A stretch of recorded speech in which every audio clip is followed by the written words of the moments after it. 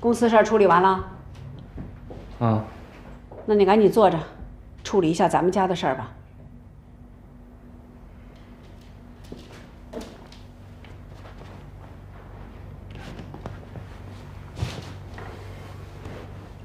什么事儿？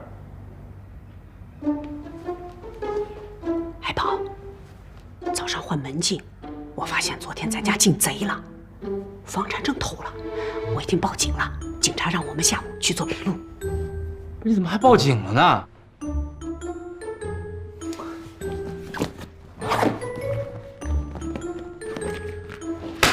这不这儿呢吗？哼哼哼，李爱宝，我就知道是你干的。你说拿房产证干嘛？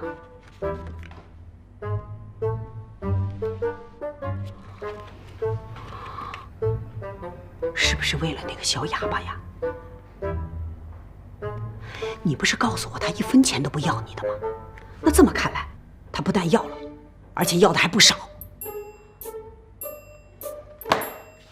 宝啊，咱们俩上次坐在这不是说的清清楚楚吗？只要你肯结婚，你有困难需要钱，妈妈愿意把这个房子都卖了。你要房产证直接跟我要啊！你偷干嘛呢？哎呦，我这不还给你了吗？那不是还给我？那你拿了，你用了吗？我用了，我拿什么还你啊？那你拿了你不用，你们俩闹翻了。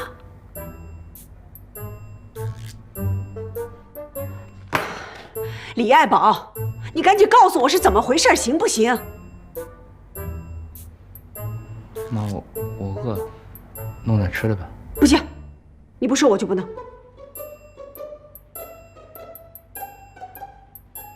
好好好，我去弄啊。吃完了要告诉我。你说你为了个小哑巴值吗？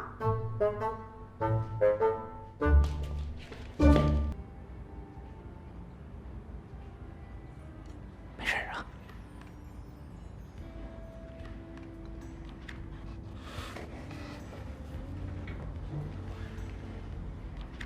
夏丹，你吃辣吗？啊，妈，他不吃。我问你了吗？吃吗？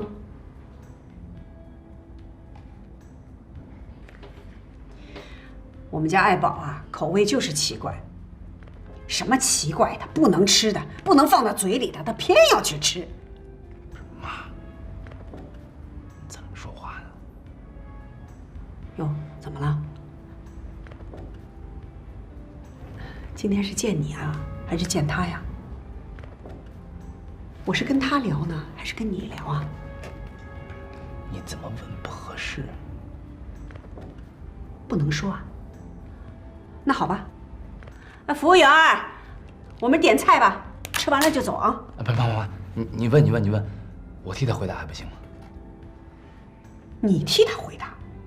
你能替他回答什么？你能替他叫我妈吗？你能替他教你们的孩子说话吗？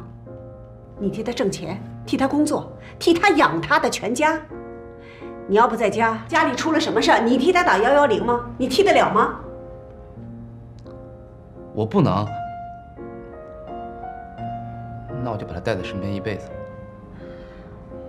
李爱宝，这句话我怎么听得那么陌生啊？这句话我喜欢听，我这半辈子都想听这句话。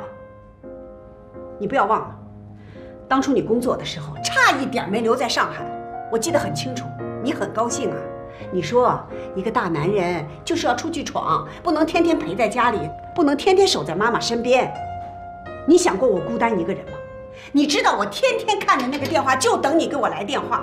你怎么没有想着把我放在你身边呢？带着我呢？不是那个意思。那你什么意思？你怎么就不明白我的意思呢？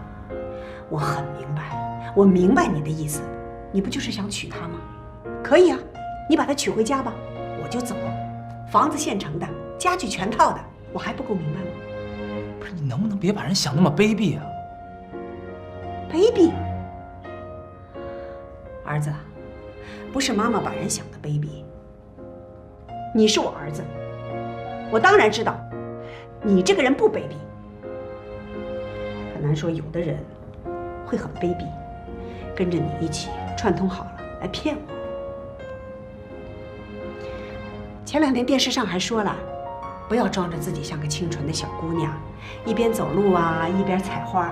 你也回头看看，你破坏了多大的一个花园！谁骗你了？谁想骗你了？我说妈，你好歹也是个有文化、有修养的人，你怎么说话这么过分呢？李爱宝，你当着这么个莫名其妙的人，你这么跟我讲话，你能不能讲点道理啊？我怎么不讲道理了？对不起。先，你拦着我，我走。不是妈，妈，不是，你到底拦谁呀？你拦谁？你先坐，妈，你坐好吗？哎，佳佳，走了好，走了咱俩吃。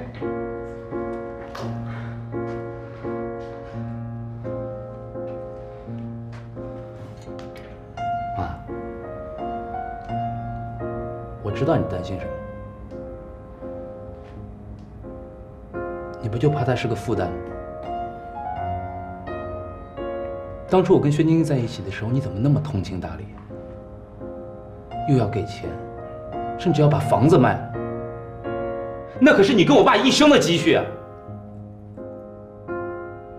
夏丹他1分钱都没问我要过，怎么就到他这儿就不行了呢？我就是喜欢他，他不是不会说话吗？我就喜欢他不会说话，我就要跟他在一起。好，你和他在一起吧。我明白告诉你，我就喜欢薛晶晶，我愿意给他钱，给他房子。为什么？因为他是个会说话的人。